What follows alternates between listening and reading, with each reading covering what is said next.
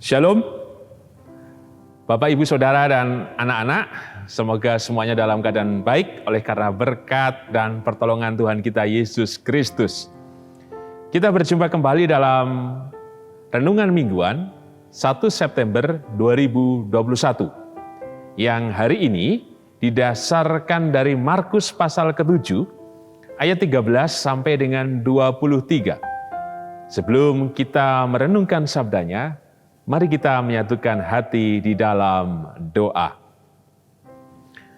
Bapa yang penuh kasih, kami mengucap syukur untuk anugerah, kemurahan, dan kasih-Mu yang kekal. Sehingga kami terus dimampukan berjuang, bertahan, dan memiliki pengharapan dalam kuasa dan mukjizat-Mu. Maka kebenaran firman-Mu yang hendak kami renungkan bersama, kami yakin Tuhan meneguhkan kami untuk senantiasa beriman dengan teguh kepada-Mu. Sehingga kebenaran-Mu itu menghidupkan seluruh pengharapan dan jalan kehidupan yang kami tempuh. Berfirmanlah ya Tuhan, kami siap mendengarkannya. Kuduskan dan layakan kami melalui pengampunan-Mu ya Tuhan Yesus. Di dalam-Mu ya Tuhan Yesus, sang sumber kehidupan dan keselamatan.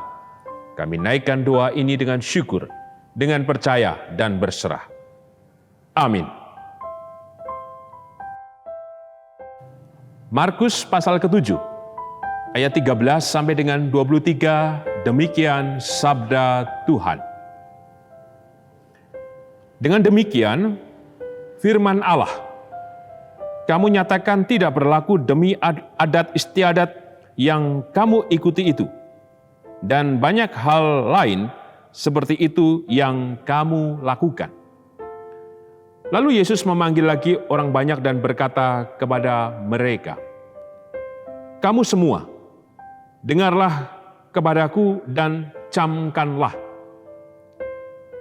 Apapun dari luar yang masuk ke dalam seseorang, tidak dapat menajiskannya. Tetapi apa yang keluar dari seseorang, itulah yang menajiskannya. Barang siapa bertelinga untuk mendengar, hendaklah ia mendengar. Sesudah ia masuk ke sebuah rumah untuk menyingkir dari orang banyak, murid-muridnya bertanya kepadanya tentang arti perumpamaan itu. Maka jawabnya, apakah kamu juga tidak dapat memahaminya? Tidak tahukah kamu bahwa segala sesuatu dari luar yang masuk ke dalam seseorang tidak dapat menajiskannya? Karena bukan masuk ke dalam hati, tetapi ke dalam perutnya. Lalu dibuang di jamban. Dengan demikian, ia menyatakan semua makanan halal. Katanya lagi, apa yang keluar dari seseorang, itulah yang menajiskannya. Sebab dari dalam, dari hati orang, timbul segala pikiran jahat, percabulan, pencurian, pembunuhan, perzinahan, keserakahan, kejahatan, kelicikan, hawa nafsu, iri hati, hujat, kesombongan, kebebalan. Semua hal-hal jahat ini timbul dari dalam dan menajiskan orang. Berbaiklah kita yang merenungkan sabda Tuhan, berbaiklah kita yang percaya, haleluya, amin. Bapak, Ibu, Saudara, dan anak-anak, Renungan Mingguan Rabu 1 September 2021, bertema murni atau campuran. Dalam pergerakan pemuda tahun 1928, ada istilah yang mengikatkan nasionalisme sebagai bentuk perlawanan terhadap kolonialisme, yaitu istilah Bumi Putra. Bumi Putra sebagai penyeimbang atau bagian dari mencerahkan cara pandang masyarakat Indonesia yang dulu disebut inlander. Bumi putra diartikan sebagai penduduk asli atau pribumi. Kalau inlander memang sama artinya pribumi, tetapi itu ejekan dari bangsa penjajah pada waktu itu, yaitu Belanda. Isu tentang pribumi ini kemudian berlanjut sampai dengan di tahun 1998 ketika terjadi kerusuhan sosial pasca turunnya Presiden Soeharto. Terutama ada di Jakarta. Banyak rumah yang ditulis pribumi.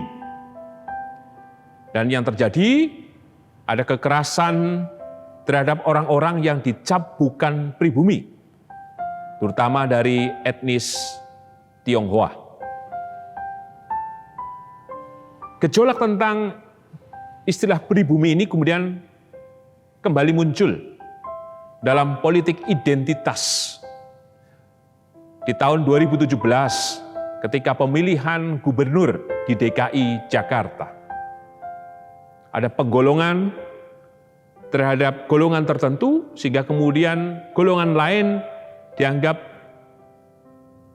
atau menganggap kelompok yang digolongkan tadi ini yang bukan pribumi agar golongannya tidak memilih pada golongan ini. Dan yang menarik adalah di tahun ini ada penelitian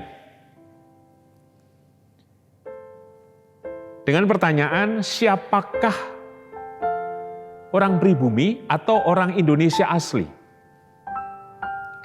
Hasilnya menarik. Ternyata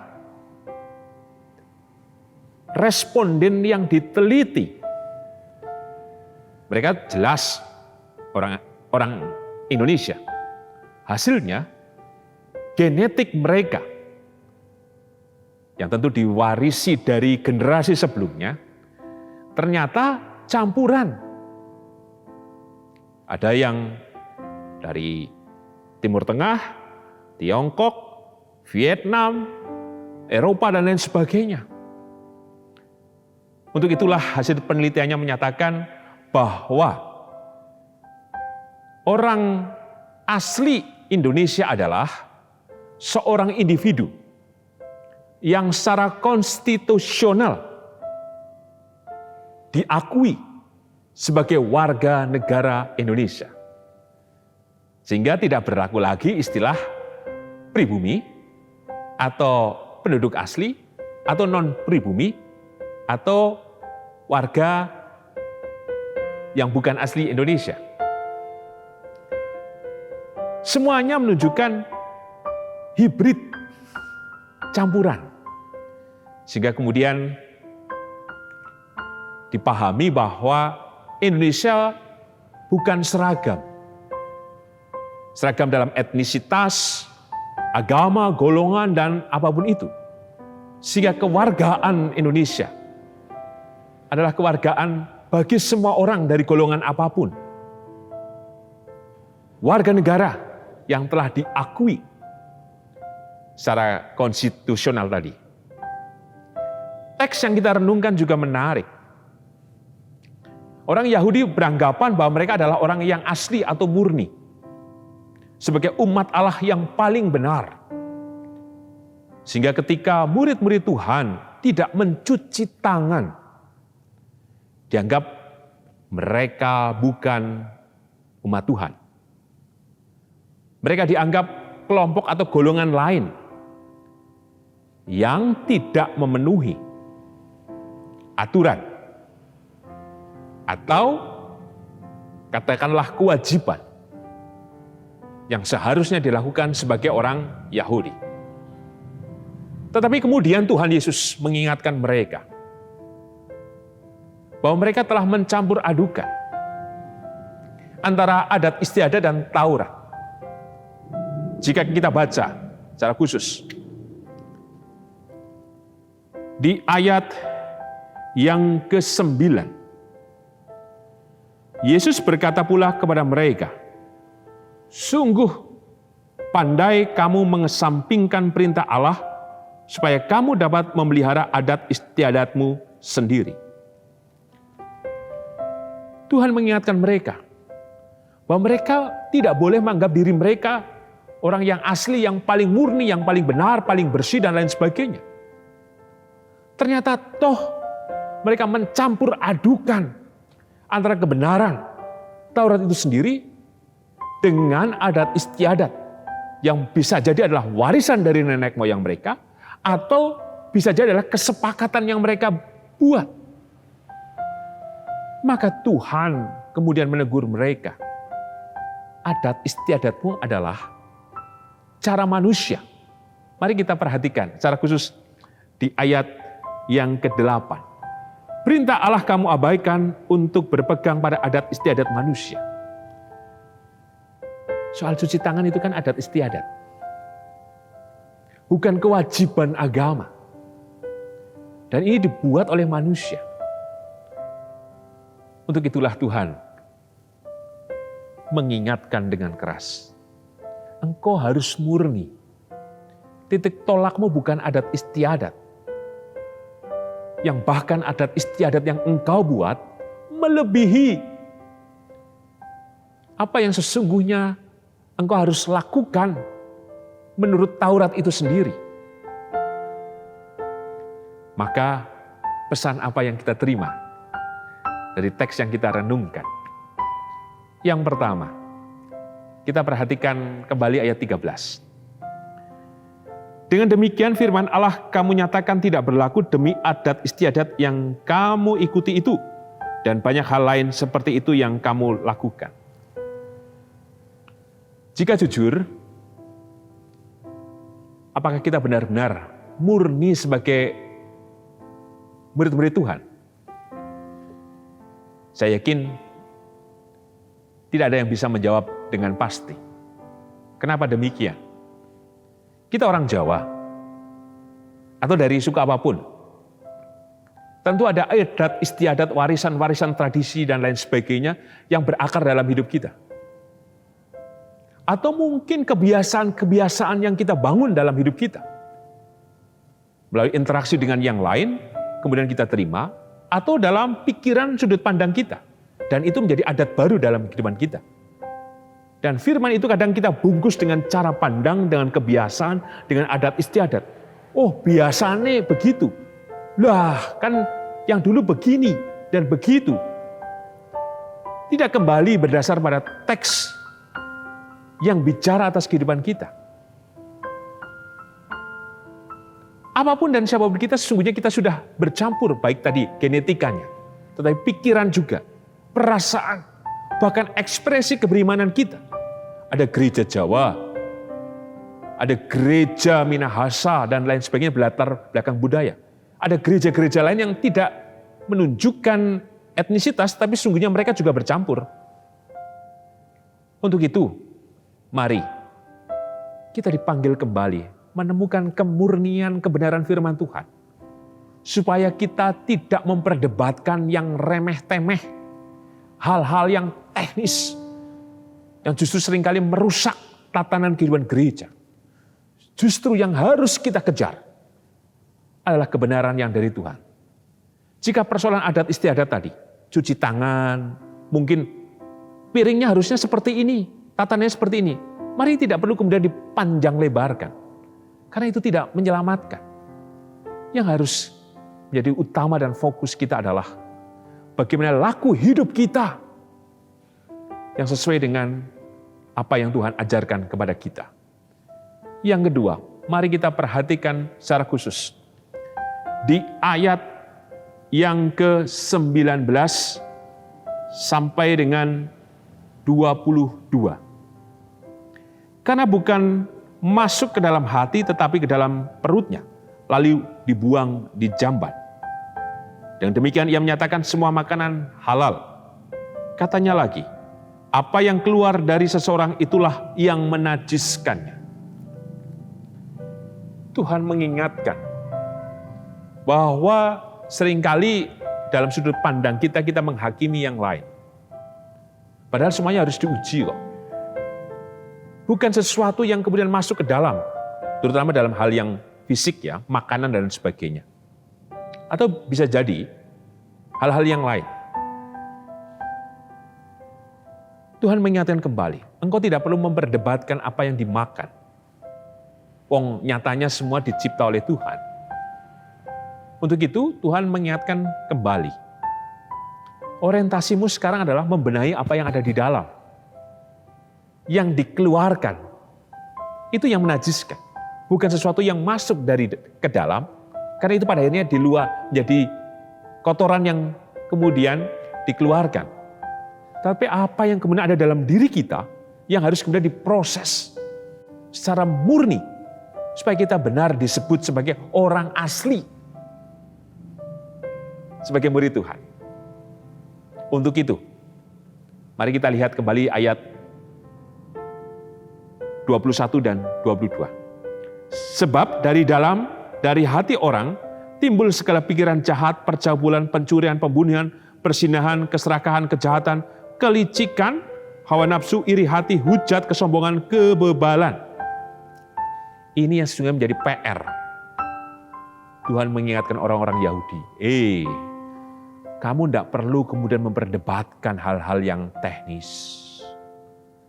Tapi itu loh yang di dalam hatimu, yang harus kamu bereskan. Dan itu yang menjadi fokus yang pertama.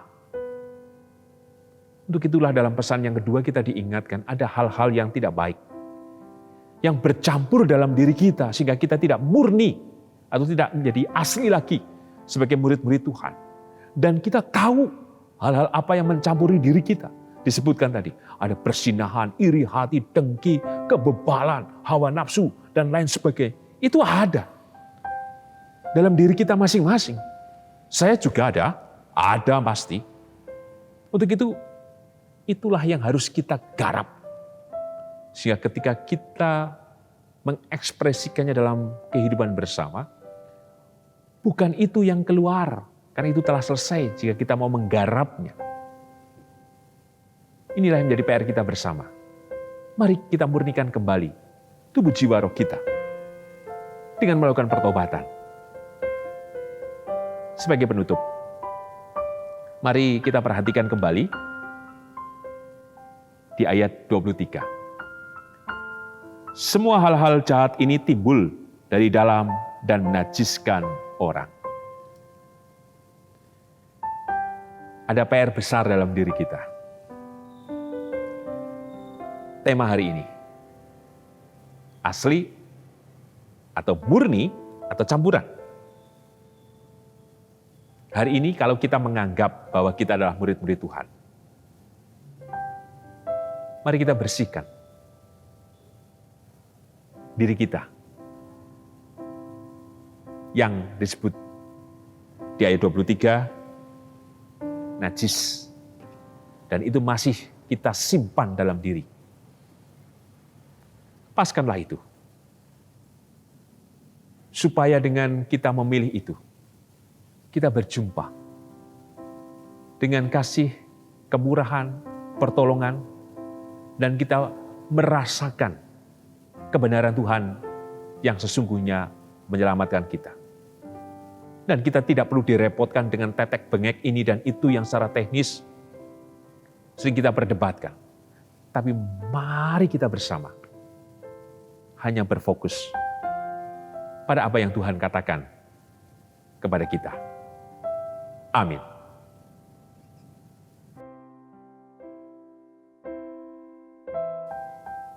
Bapak, Ibu, Saudara, dan anak-anak, mari kita menyatukan hati di dalam doa. Bapa yang penuh kasih, kami ucap syukur kebenaran firman-Mu telah kami terima. Engkau meneguhkan kami bahwa kami telah Engkau selamatkan.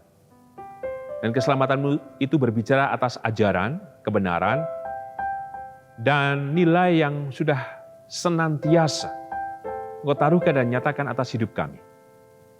Maka biarlah kami menemukan itu. Dan hal itulah yang dari-Mu yang memurnikan tubuh jiwa roh kami. Karena kami sadar bahwa yang dari dalam hidup kami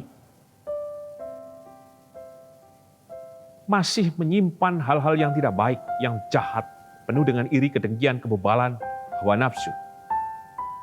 Dan itu bercampur dengan ajaran yang kau berikan kepada kami, Tuhan. Dan celakanya, kami bukan memilih pada ajaran-Mu, Tuhan, tetapi menurut pikiran atau apa yang ada dalam hati kami dan kemudian kami wujudkan. Dan pada akhirnya tidak menjadi damai sejahtera untuk kami dan sekitar kami. Untuk itu tolonglah kami, Tuhan. Murnikan kami. Supaya kami tidak mencampur adukan dengan berbagai tradisi, adat istiadat atau pikiran-pikiran kami. Tapi nyata-nyatanya tumbuh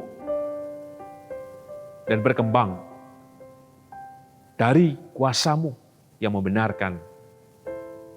Dan melalui hikmat-Mu Tuhan yang mencerahkan tubuh jiwa roh kami. Maka tolonglah kami Tuhan. Sehingga ungkapan-ungkapan batin kami yang kami wujudkan dalam tindakan kami hanya seturut dengan kehendak-Mu. Sehingga pula kami tidak memperdebatkan hal-hal yang teknis, yang remeh-temeh, yang tidak perlu. Tapi biarlah kami terus bersama-sama justru mencari wajah-Mu dan kuasa-Mu. Mampukan kami Tuhan dan tolonglah kami. Untuk itu kami juga berdoa Tuhan, untuk hamba-hamba-Mu dalam keadaan sakit dan pemulihan kesehatan.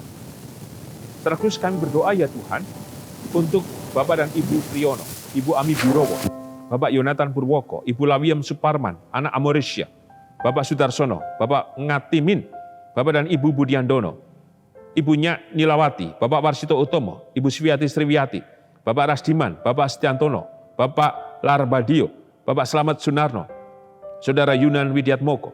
Kami yakin Tuhan tangan kasih-Mu menguatkan, memulihkan, dan menyempurnakan kembali kesehatan hamba-hamba-Mu.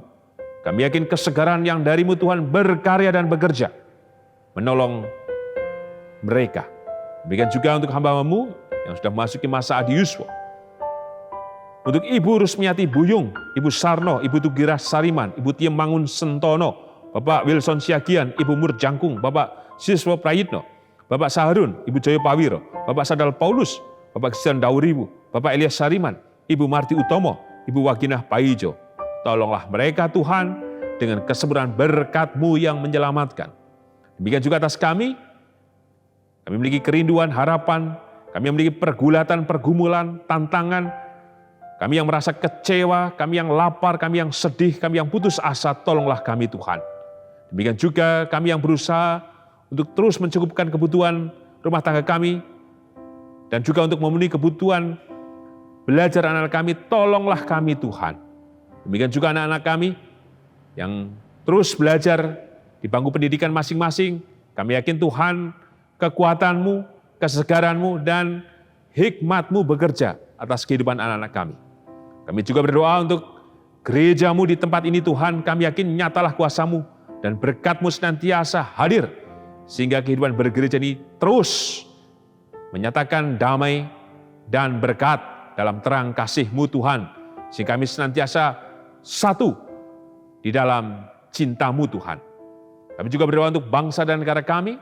Kami yakin Kau memberikan kesejahteraan, keamanan, dan kesempurnaan kasih-Mu terjadi, yang senantiasa menjaga kemerdekaan bangsa kami Tuhan. Kami percaya Tuhan, Kau memberkati bangsa dan negara kami. Di dalam-Mu ya Tuhan Yesus, Sang sumber kehidupan dan keselamatan, kami naikkan doa ini dengan syukur, dengan percaya dan berserah. Amin. Tuhan Yesus memberkati Bapak, Ibu, Saudara, dan anak-anak, kini dan selamanya. Amin.